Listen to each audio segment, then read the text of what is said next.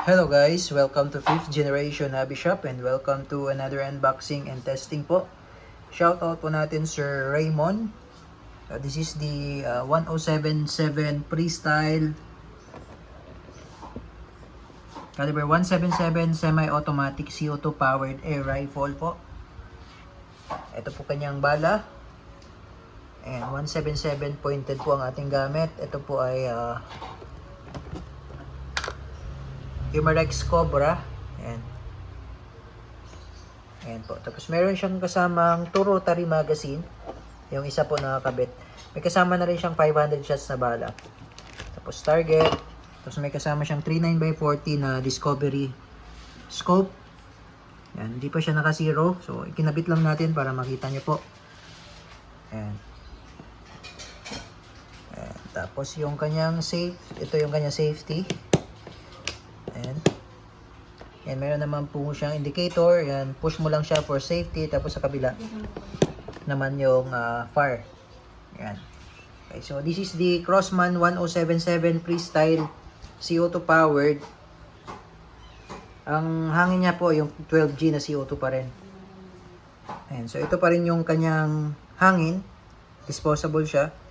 Ayan, yung isang CO2 good for 2 to 3 magazine, rotary mag. Yung isang CO2. Tapos dito po nilalagay yan.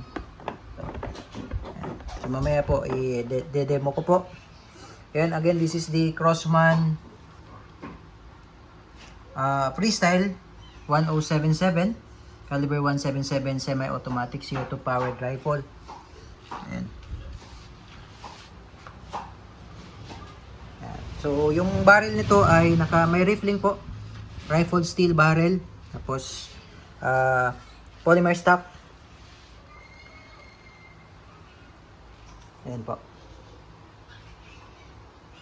Okay, so sa paglo-load po ng bala, ito po yung kanyang magazine.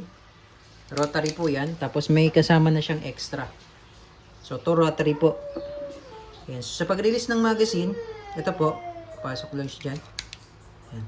Tapos ito yung parang lock niya. Ayan, lock. So, ito yung rotary. Ayan. Ayan.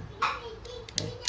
Tapos, pag-release, ganyan lang. So, dito yung, bali, ang capacity niya, 2, 4, 6, 8, 10, 12. Ayan. Capacity niya, 2, 4, 6, 8, 10, 12. 12 po yung capacity nitong magazine. Tapos, ganito lang yung paglo-load. Ayan. Ayan. Ito yung harapan. Ito yung likod. Ayan.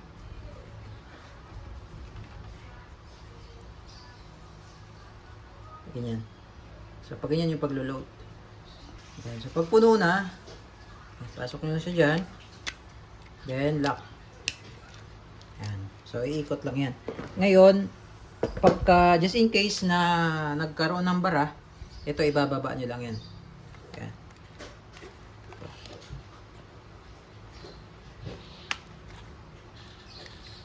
Ayan. So, ibababa nyo lang siya dyan para masisilip nyo dito. Tapos, susundutin nyo to dito sa dulo para lumabas yung bala. Yan. So, pagka just in case lang na may bara, na magkaroon ng bara. So, ibabalik natin. Yan. Kasi, kumbaga, yung barrel niya, i-adjust nyo lang. Yan. Yan. So, pagka nagkaroon lang ng bara. Okay? So, halimbawa, nabitin sa CO2, tapos yung bala hindi lumabas. Yan. Tapos, paglo-load naman, yan, pag ganyan paglo-load, push mo lang, yan. Pag re-release itong dalawa na to, push mo lang tong dalawa, yan, release. Okay, paglo-load, push mo lang, yan. Tapos andito yung CO2 nya, dito ilalagay yung CO2, yan. Pasok ko lang yung CO2. O ganyan. Ganyan position ng CO2. Then, gamit lang ang kamay, mahihigpitan nyo po. Mapipurse na po yun. Yung CO2.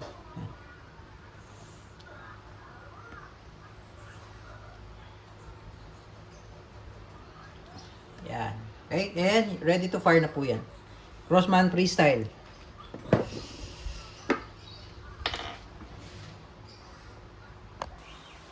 Okay, again, nandito yung kanyang safety. Cross bolt yan. Cross bolt. Yan. Meron naman po siyang indicator. Okay, so semi-automatic siya. So putok ka lang ng putok hanggang maubos yung 12. Okay, subukan natin. Bearing. First shot. Oh, ayan, first shot. Tagos. Tagos po. Oh, so, more or less, nasa 2 magazines po bago maubos yung isang CO2. Yan. Tagusan. Okay, so yun yung kagandahan nito, semi-automatic. So, pwede ka putok lang ng putok. Bearing.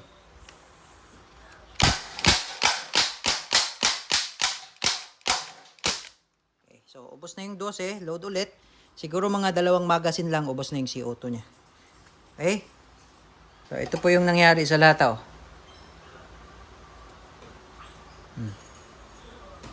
Ayan. Okay, so maganda siya. CO2 powered, Crossman Freestyle 1077, semi-automatic with magazine.